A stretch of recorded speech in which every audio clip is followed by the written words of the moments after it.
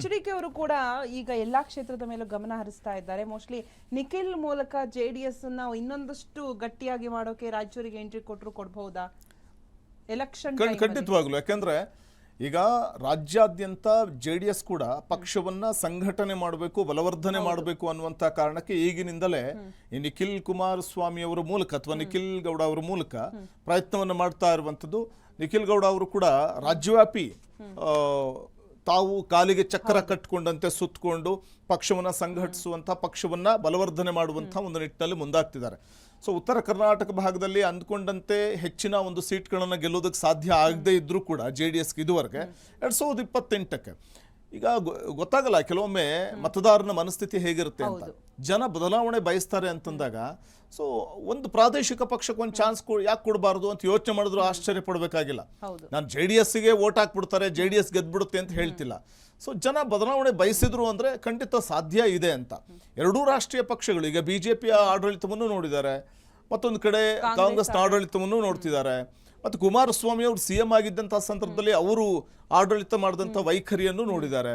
ಹಾಗಾಗಿ ಯಾಕೆ ಕೊಡಬಾರ್ದು ಒಂದು ಪ್ರಾದೇಶಿಕ ಪಕ್ಷಕ್ಕೆ? ನಾವು ದಕ್ಷಿಣ ಭಾರತದಲ್ಲಿ ನೋಡ್ತಾ ಹೋದ್ರೆ, ರಾಜಕೀಯವನ್ನು ನೋಡಿದ್ರೆ ಕರ್ನಾಟಕದ ರಾಜಕೀಯ ಇತಿಹಾಸ ಬಹಳ ವಿಶಿಷ್ಟವಾದುದು. ನೀವು ದಕ್ಷಿಣ ಭಾರತದಲ್ಲಿ ತಮಿಳುನಾಡು, ತೆಲಂಗಾಣ, ಆಂಧ್ರ ಪ್ರದೇಶ ಹೋಗಿ ಅಥವಾ ಕೇರಳ ಹೋಗಿ, ಅಲ್ಲೆಲ್ಲ ಪ್ರಾದೇಶಿಕ ಪಕ್ಷಗಳೇ ಇರೋದು. ಸೊ ಅಲ್ಲಿ ಹೌದು ರಾಷ್ಟ್ರೀಯ ಪಕ್ಷಗಳು ಅನ್ನುವಂಥದ್ದು ಹೇಳ ಹೆಸರಿಲ್ಲ. ಸೊ ಹಾಗಾಗಿ ಕರ್ನಾಟಕದಲ್ಲಿ ಮಾತ್ರ ರಾಷ್ಟ್ರೀಯ ಪಕ್ಷಗಳಿರುವಂಥದ್ದು. ಸೊ ಇಲ್ಲಿ ಪ್ರಾದೇಶಿಕ ಪಕ್ಷವಾದ JDS ಹೇಳಿಕೊಳ್ಳುವಂಥ ಒಂದು ಮಟ್ಟಕ್ಕೆ ಪ್ರಗತಿಯನ್ನು ಕಾಣಬೇಕು ಅಂತಂದ್ರೆ ಸಿಕ್ಕಾಪಟ್ಟೆ ಸೈಕಲ್ ಹೊಡಿಬೇಕು, ಭಾರಿ ಹರಸಾಹಸ ಪಡಬೇಕು. ಅದು ದೇವೇಗೌಡರ ವರ್ಚಸ್ಸು, ಕುಮಾರಸ್ವಾಮಿ ಅವರ ವರ್ಚಸ್ಸು ಕೈ ಹಿಡಿಯುತ್ತಾ ಗೊತ್ತಿಲ್ಲ. ಆದ್ರೆ ಜನ ಬದಲಾವಣೆ ಬಯಸಿದ್ರೆ ಖಂಡಿತವಾಗ್ಲೂ ಕೂಡ JDS ತನ್ನ ಚಿತ್ತ ಜನ ಬದಲಾವಣೆ ಬಯಸ್ತಾರೆ ಅಂತ ಅನ್ಸುತ್ತೆ. ಯಾಕಂದ್ರೆ ಒಂದೊಂದು ಎಲೆಕ್ಷನ್ಗೂ ಕೂಡ ಜನ ನೋಡಿರ್ತಾರೆ, ಈಗ 5 ವರ್ಷ ಏನ್ ಸರ್ಕಾರ ನಡೆಸಿದ್ದಾರೆ, ನಮ್ಗೇನ್ ಅಭಿವೃದ್ಧಿ ಆಗಿದೆ, ನಮ್ಗೇನ್ ಸಿಕ್ಕಿದೆ. ಯಾಕಂದ್ರೆ ಆಶ್ವಾಸನೆ ಕೊಟ್ಟಿರ್ತಾರಲ್ವಾ, ನಮ್ಗೇನೋ ಆಗುತ್ತೆ ಅನ್ನುವಂತಹ ಒಂದು ಹೋಪ್ ಅಲ್ಲಿ ಹಾಕಿರ್ತಾರೆ ಓಟ್ನ. ಬಟ್ ಇನ್ನು ದದ್ದಲ್ ಅವರ ಪ್ಲಸ್ ಪಾಯಿಂಟ್ ಏನು ಅಂತ ನೋಡ್ತಾ ಹೋಣ. ಬಸನಗೌಡ ದದ್ದಲ್ ಕೈ ಟಿಕೆಟ್ ಆಕಾಂಕ್ಷಿ, ಈ ಬಾರಿ ಹಾಲಿ ಶಾಸಕರವರು ರಾಯಚೂರು ವಿಧಾನಸಭಾ ಕ್ಷೇತ್ರ ಪರಿಶಿಷ್ಟ ಪಂಗಡಕ್ಕೆ ಸೇರಿದ್ದು ಕಳೆದ 2 ಅವಧಿಗಳಿಂದ ಅವರು ಶಾಸಕರಾಗಿದ್ದಾರೆ ಅನ್ನೋದು ಪ್ಲಸ್ ಪಾಯಿಂಟ್. ಇನ್ನು ಮೊದಲ ಅವಧಿಯಲ್ಲಿ ಶಾಸಕರು ಜಾತ್ಯತೀತವಾದಿ ಅನ್ನುವಂಥ ಒಂದು ಭಾವನೆ ಜನರಲ್ಲಿ ಬಿತ್ತಿದ್ದಾರೆ, ಎಲ್ರಿಗೂ ಸಲ್ಲುವವರು ಅಂತ. ಕ್ಷೇತ್ರದಲ್ಲಿ ಜನರಿಗೆ ಶಾಸಕರು ಹತ್ತಿರವಾಗಿದ್ದಾರೆ ಅನ್ನುವಂಥ ಒಂದು ಜನಾಭಿಪ್ರಾಯ ಇದೆ. ಇದೇ ಕಾರಣಕ್ಕೆ ಜನ 2ನೇ ಬಾರಿಗೆ ಅವಕಾಶವನ್ನು ಮಾಡಿಕೊಟ್ರು. ಇದು ಬಸನಗೌಡ ದದ್ದಲ್ ಅವರ ಪ್ಲಸ್ ಪಾಯಿಂಟ್. ಇದು ಮೊದಲ ಅವಧಿಯಲ್ಲಿ ಅಭಿವೃದ್ಧಿ ಕಾರ್ಯಗಳು ಮಾಡದೇ ಇದ್ರು, ಪ್ರಮುಖವಾಗಿ ಬಸನಗೌಡ ದದ್ದಲ್ ಅವರು ಜನರಿಗೆ ಸ್ಪಂದಿಸುವಂತ ವಿಧಾನ ಇಷ್ಟ ಆಯ್ತು, ಜನರ ನಡುವೆ ಇರ್ತಾ ಇದ್ರು. ಸಿಂಪ್ಲಿಸಿಟಿ ಮನುಷ್ಯ. ಹೌದು ನೋಡಿ, ಸಾಫ್ಟ್ ಕಾರ್ನರ್ ಇರುವಂತದ್ದು ಕ್ಷೇತ್ರದ ಜನತೆ ದದ್ದಲ್ ಬಗ್ಗೆ ಸಾಫ್ಟ್ ಕಾರ್ನರ್ ಇದೆ. ಮತ್ತೆ ಇನ್ನ ಮೈನಸ್ ಪಾಯಿಂಟ್ ಏನು ದದ್ದಲ್ ಅವ್ರದ್ದು ಅಂತ ನೋಡೋದಾದ್ರೆ, ಸೊ 2ನೇ ಅವಧಿಯಲ್ಲಿ ಶಾಸಕರು ಸಂಪೂರ್ಣವಾಗಿ ಬದಲಾಗಿದ್ದಾರೆ ಎಂಬ ಭಾವನೆ ಜನರಲ್ಲಿ ಇದೆ. ಸೊ ವಾಲ್ಮೀಕಿ ಅಭಿವೃದ್ಧಿ ನಿಗಮದ ಅಧ್ಯಕ್ಷರಾದ ಮೇಲೆ ದದ್ದಲ್ ಮೇಲೆ ಭ್ರಷ್ಟಾಚಾರದ ಆರೋಪಗಳು ಸಹ ಕೇಳಿ ಬಂದಿದೆ. ಶಾಸಕರ ಕಚೇರಿ ನಿವಾಸಗಳ ಮೇಲೂ ಕೂಡ ED ಸೇರಿದಂತೆ ಇನ್ನಿತರ ಅಧಿಕಾರಿಗಳು ದಾಳಿಯನ್ನ ಕೂಡ ನಡೆಸಿದ್ರು. ಹಲವಾರು ದಾಖಲೆಗಳನ್ನ ಪರಿಶೀಲಿಸಿದ್ದಾರೆ ಅಧಿಕಾರಿಗಳು. ಹೀಗಾಗಿ ಎಲ್ಲೋ ಒಂದ್ ಕಡೆ ಜನರಲ್ಲಿ ಆಶ್ವಾಸನೆ ಸ್ವಲ್ಪ ಕಮ್ಮಿ ಆಗಿದೆ ಅನ್ಸುತ್ತೆ. ಸಚಿವ ನಾಗೇಂದ್ರ ಬಂಧನ ಆದ್ಮೇಲೆ ಶಾಸಕ ಬಸನಗೌಡ ದದ್ದಲ್ ಸಹ ಅರೆಸ್ಟ್ ಆಗ್ತಾರೆ ಎನ್ನುವಂತಹ ಗುಸುಗುಸು ಸಹ ಇತ್ತು. ಬಿಜೆಪಿ ಶಾಸಕರೊಬ್ಬರು ಕೃಪಾ ಕಟಾಕ್ಷದಿಂದಾಗಿ ಬಂಧನದಿಂದ ತಪ್ಪಿಸಿಕೊಂಡ್ರು ಅನ್ನುವಂತಹ ವದಂತಿ ಕೂಡ ಇದೆ. ಇಷ್ಟೆಲ್ಲ ಕಪ್ಪು ಚುಕ್ಕೆ ಹೊತ್ತು ನಿಂತಿರುವಂತಹ ಶಾಸಕರಿಗೆ 2028 ಚುನಾವಣೆಯಲ್ಲಿ ಮತ್ತೊಮ್ಮೆ ಟಿಕೆಟ್ ಸಿಗುತ್ತಾ?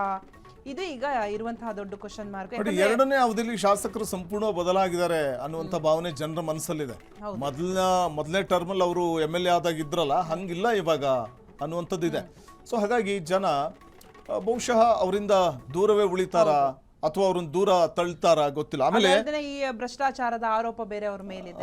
ಸೊ ಇವ್ರು ಏನ್ ಅಭಿವೃದ್ಧಿ ಮಾಡ್ತಾರೆ? ಬರೀ ಭ್ರಷ್ಟಾಚಾರವನ್ನ ಮಾಡಿದ್ರೆ ಅಭಿವೃದ್ಧಿಯ ಕಾರ್ಯದ ಕಡೆ ಎಲ್ಲೋ ಒಂದ್ ಕಡೆ ಅವರು ಗಮನ ಇಲ್ಲ ಅಂತ ಜನರಿಗೆ ಒಂದು ಭಾವನೆ ಬಂದಿರಬಹುದು. ಆಮೇಲೆ ಅದ್ರ ಜೊತೆಗೆ ಈಗ ರಾಯಚೂರು ಗ್ರಾಮಾಂತರ ಕ್ಷೇತ್ರ ಅಂತ ಬಂದಾಗ ನಾವಲ್ಲಿ ಕ್ಷೇತ್ರದ ಒಟ್ಟು ಮತದಾರರ ಸಂಖ್ಯೆ ಕೂಡ ನೋಡ್ತಾ ಹೋಗೋಣ ಶಿಲ್ಪ. 2,27,761 ಒಟ್ಟು ಮತದಾರರು, ಕ್ಷೇತ್ರದ ಒಟ್ಟು ಮತದಾರರು. ಅದರಲ್ಲಿ ಪುರುಷರು 1,12,041 ಮಂದಿ ಮತದಾರರಿದ್ದಾರೆ, ಪುರುಷ ಮತದಾರರು. ಮಹಿಳೆಯರು 1,15,665 ಮಂದಿ ಮಹಿಳೆಯರಿದ್ದಾರೆ, ಮತದಾರ ಮಹಿಳೆ ಮಹಿಳೆಯರಿದ್ದಾರೆ. ಸಮುದಾಯದ ಮತವಾರು ಕೂಡ ನಾವಲ್ಲಿ ನೋಡ್ತಾ ಹೋದ್ರೆ 2023ರ ಒಂದು ಸಮುದಾಯದ ಮತದಾರರು ನೋಡ್ತಾ ಹೋದ್ರೆ ಪರಿಶಿಷ್ಟ ಜಾತಿ SC ಸಮುದಾಯ 45,000 ಇದೆ. ಬಹುಶಃ ಪರಿಶಿಷ್ಟ ಜಾತಿಯವರು SC ಸಮುದಾಯದವರೇ ನಿರ್ಣಾಯಕ ಅಲ್ಲಿ. ಹೌದು, 45,000. ಹೌದು. ಇನ್ನ ಪರಿಶಿಷ್ಟ ಪಂಗಡ ST ಸಮುದಾಯ 30,000, ಕುರುಬ 35,000 ಇರುವಂತದ್ದು. ಆಮೇಲೆ ಗಂಗಮತಸ್ಥ 28,000, ಲಿಂಗಾಯತ 25,000, ಮುಸ್ಲಿಂ 20,000. ಮೈನಸ್ ಪಾಯಿಂಟ್ ಅಂದ್ರೆ ಇವ್ರದೇ ಮೈನಸ್ ಪಾಯಿಂಟ್. ಇನ್ನೊಂದಷ್ಟು ನೋಡೋದಾದ್ರೆ ಇವರಿಗೆ ಭ್ರಷ್ಟಾಚಾರದ ಆರೋಪ ಇದೆ ಇವ್ರ ಮೇಲೆ, ಹಾಗೆ ಇವರ ಕಚೇರಿ ಮೇಲೆ, ಇವರ ಮನೆ ಮೇಲೆ ರೇಡ್ ಮಾಡ್ತಾರೆ, ದಾಳಿ ನಡೆಸ್ತಾರೆ, ಸಾಕಷ್ಟು ದಾಖಲೆಗಳನ್ನ ಪರಿಶೀಲಿಸ್ತಾರೆ ತನಿಖಾಧಿಕಾರಿಗಳು. ಇನ್ನೊಂದು ಏನಪ್ಪಾ ಅಂತಂದ್ರೆ ಇವರು ಅರೆಸ್ಟ್ ಆಗ್ತಾರೆ, ನಾಗೇಂದ್ರ ಅವರು ಅರೆಸ್ಟ್ ಆದ್ಮೇಲೆ ಇವರು ಕೂಡ ಅರೆಸ್ಟ್ ಆಗ್ತಾರೆ ಅನ್ನುವಂತಹ ಗುಸುಗುಸು ಇತ್ತು. ಬಟ್ ಇವ್ರನ್ನ ಬಿಜೆಪಿಯ ಯಾರೋ ಒಬ್ಬರ ಶಾಸಕ ಕಾಪಾಡಿದ್ರು ಬಂಧನದಿಂದ. ವಾಲ್ಮೀಕಿ ಹಗರಣದಲ್ಲಿ ಇವ್ರ ಮೇಲೂ ಕೂಡ ಇವರು ಅರೆಸ್ಟ್ ಆಗ್ತಾರೆ ಅನ್ನುವಂತ ಒಂದು ಸುದ್ದಿ ಇತ್ತು. ಬಿಜೆಪಿ ಯಾರೋ ಒಬ್ಬ ಪ್ರಭಾವಿ ನಾಯಕರು ಇವ್ರನ್ನ ರಕ್ಷಣೆ ಮಾಡಿದ್ರು, ಕಾಪಾಡಿದ್ರು ಅನ್ನುವಂತ ಸುದ್ದಿ ಇದೆ. ಅಂದ್ರೆ ಈ ಒಂದು ಕಪ್ಪು ಚುಕ್ಕೆ ಇಷ್ಟೆಲ್ಲ ಇಟ್ಕೊಂಡು ಇವರು ಮತ್ತೆ ಟಿಕೆಟ್ ಸಿಗುತ್ತಾ? ಸ್ವಜಾತಿ ಪ್ರೇಮಿಯಾಗಿ ಬದಲಾಗಿದ್ದಾರೆ ಅನ್ನುವಂತ ಒಂದು ಅಪವಾದ ಕೂಡ ಇದೆ. ಬೇರೆಯವರನ್ನ ಕಡೆಗಾಣಿಸ್ತಾ ಇದ್ದಾರೆ ಎನ್ನುವಂತಹ ಗಂಭೀರವಾದಂತಹ ಆರೋಪ ಕೂಡ ಶಾಸಕರ ಬೇರೆ ಸಮುದಾಯಗಳನ್ನ ಕಡೆಗಣಿಸ್ತಿದ್ದಾರೆ ಅನ್ನುವಂಥದ್ದಿದೆ ಅವ್ರ ಮೇಲೆ ಆರೋಪ. ಅಂಡ್ ಇವರು ತುಂಬಾ ಸ್ಟ್ರಾಂಗ್ ಆಗಿದ್ದಾರೆ, ಅಂದ್ರೆ ಫೈನಾನ್ಷಿಯಲಿ ಸ್ಟೇಟಸ್ ತುಂಬಾ ಚೆನ್ನಾಗಿದೆ. ಕೃಷ್ಣ ಮತ್ತು ತುಂಗಭದ್ರಾ ನದಿಗಳನ್ನ ಹೊಂದಿದ್ರು ಕ್ಷೇತ್ರದ ಜನತೆ ಒಂದೊತ್ತಿನ ತುತ್ತಿಗಾಗಿ ಪರದಾಟವನ್ನ ನಡೆಸ್ತಾ ಇದ್ದಾರೆ. ಆಸ್ ಯೂಶಲಿ ನೀರಾಗಿರ್ಬೋದು, ಏನೇ ಆಗಿರ್ಬೋದು. ನೋಡಿ, ಅಲ್ಲಿ ತುಂಗಭದ್ರಾ ನದಿ ಇದೆ, ಕೃಷ್ಣಾ ನದಿ ಇದೆ. ಆಮೇಲೆ ಎಂತ ವಿಪರ್ಯಾಸ ಅಂದ್ರೆ ಇದೊಂದು ರೀತಿ ದೀಪದ ಕೆಳಗೆ ಕತ್ತಲು ಅನ್ನಂಗೆ. ದೀಪ ಇದ್ರೂ ಕೂಡ ಸುತ್ತ ಕತ್ತಲಿರುತ್ತಲ್ಲ, ಹಂಗೆ ಪಕ್ಕದಲ್ಲೇ ತುಂಗಭದ್ರಾ ನದಿ, ಕೃಷ್ಣಾ ನದಿ ಇದೆ. ಆದ್ರೂ ಕೂಡ ಕುಡಿಯೋ ನೀರಿನ ತತ್ವಾರ ಆ ಭಾಗದಲ್ಲಿ.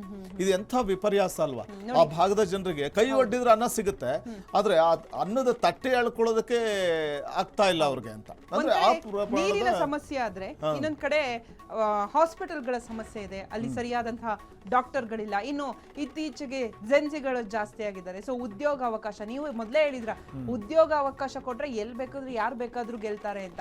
ಬಟ್ ಅಲ್ಲಿ ಕೂಡ ಉದ್ಯೋಗ ಅವಕಾಶ ಕಮ್ಮಿ ಇದೆ. ಇನ್ನು ಪರ್ಯಾಯ ವ್ಯಕ್ತಿಯ ಹುಡುಕಾಟ ಸಮಯ ಇದೆ. ಅಂದ್ರೆ ಇವ್ರನ್ನ ಬಿಟ್ಟು ಬೇರೆ ಯಾರಾದ್ರೂ ಚೆನ್ನಾಗಿರೋರು ಬಂದ್ರೆ ನಮಗೆ ನಮ್ಮ ನೀಡ್ಸಿಗೆಲ್ಲೋ ಒಂದು ಇದಾಗುತ್ತೆ ಅನ್ನುವಂತಹದ್ದು ಜನರ ಮನಸ್ಸಿನಲ್ಲಿದೆ. ಸೊ ಹಾಗಾಗಿ ಜನರ ಮನಸ್ಸನ್ನ ಗೆಲ್ಲುವಲ್ಲಿ ಇವರು ಯಶಸ್ವಿ ಆಗ್ತಾರಾ ಅನ್ನೋದೇ ಈಗಿರುವಂತಹ ದೊಡ್ಡ ಕ್ವಶನ್.